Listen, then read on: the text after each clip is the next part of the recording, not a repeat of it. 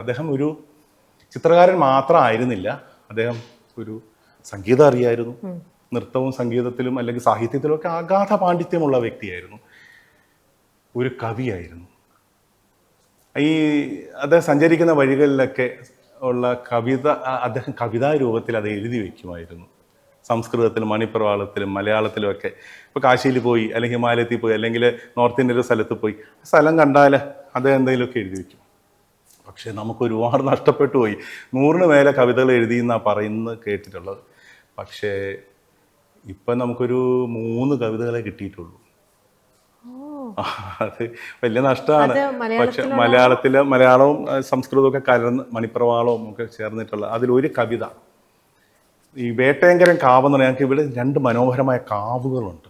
Okay, ആ കാവിൽ വേട്ടയങ്കരൻ എന്ന് പറഞ്ഞാൽ വേട്ടയ്ക്ക് പോയി ശങ്കരൻ ശിവൻ, അതെ വേട്ടയ്ക്കരൻ.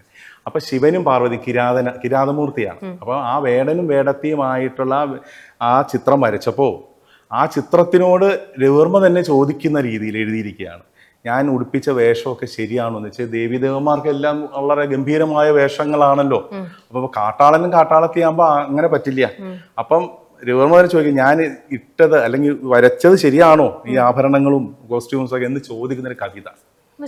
ആ കവിത ഞാൻ അദ്ദേഹം ഒരു കവിയും കൂടെ, അപ്പൊ അദ്ദേഹത്തിന് ഡെഡിക്കേറ്റ് ചെയ്യാമത്.